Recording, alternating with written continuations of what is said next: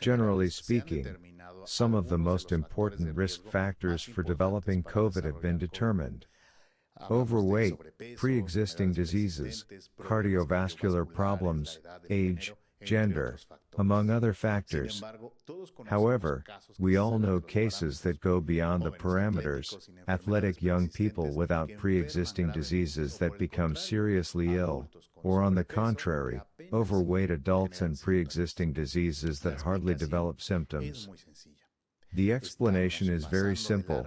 We are talking about a risk factor that is not being considered, and it is also the hidden cause behind overweight, cardiovascular problems and pre-existing diseases.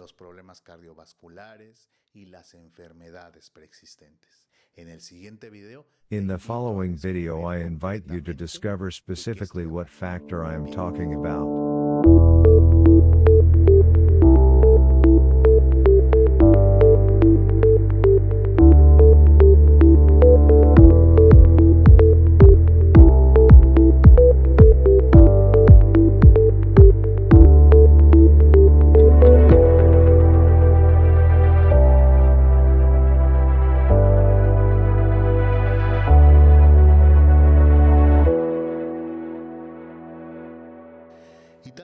Perhaps you have already discovered that this hidden factor I am referring to is the correct management of stress.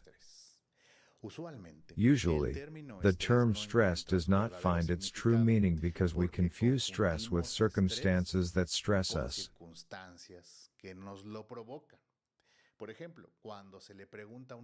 When an individual is asked if he is stressed, he will almost always answer referring to overwork or personal problems. But that is not really stress. In any case, those are the circumstances that trigger stress in that individual. Stress is an internal process and never an external circumstance. Stress is actually the set of physiological reactions that prepare our body for action, for survival. It is a natural mechanism determined by our personal strategies to manage the environment. Mechanisms of stress consist of emergency communication of the hypothalamus, pituitary gland and adrenals, leading to an increase in glucocorticoids and release of catecholamines into the bloodstream. These changes prepare our body for fight, escape, or inhibition of behavior, that is, paralysis. Other behaviors related to these changes are aggressiveness, anxiety, hyperactivity, compulsive behaviors, phobias, among others. The hypothalamus and pituitary are actually part of the limbic system, which means that our emotions are part of the stress mechanisms. In a stressful situation, the hypothalamus causes the pituitary to release the hormone ACT, which acts on the cortex of the adrenal glands so that they release glucocorticoids. These glucocorticoids have a powerful immunosuppressive effect, inhibiting T lymphocytes and macrophages. Inhibiendo la producción de linfocitos T y macrófagos, entre otras cosas. In fact, glucocorticoids such as cortisone are used in medical procedures when it is necessary to stop an immune mechanism such as inflammation or an exaggerated response to some external agent.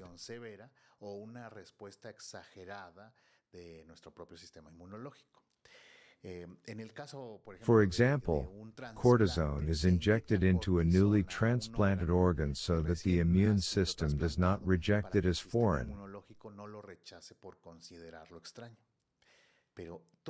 But due to its complexity,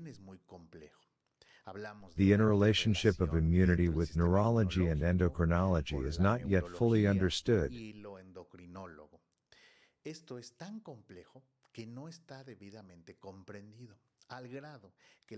To the extent that most doctors don't even consider it.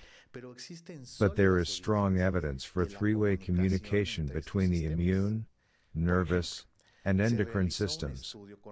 For example, a study was carried out with mice. Half of them were subjected to daily confinement, for 1 hour, in a very small box. Later they were infected with a specific virus, and it was observed that the mice that suffered from confinement died at a dose that did not even make the other half sick. But in addition, the severity of the problem with stress in humans is related to stress for long periods.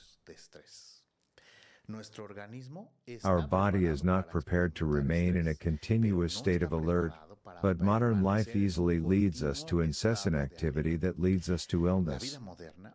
We humans in the 21st century are workers, partners, and caregivers with ongoing problems that take weeks to resolve. All adaptively chosen reactions to cope with fleeting dangers end up becoming toxic when the sense of alarm does not end in a few minutes. Tóxicos para nuestro cuerpo cuando la sensación de alarma no finaliza en pocos minutos. The muscular tension necessary to physically fight an enemy turns into contractures and back pain if we maintain the stiffness for months.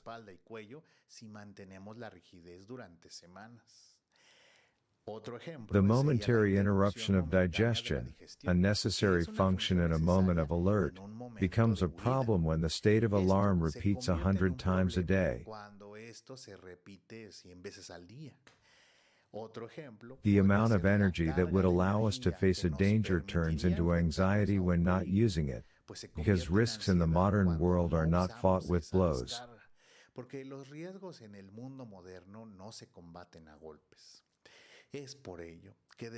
That is why we must pay attention to a new category of conflicts: psychophysiological problems related to stress.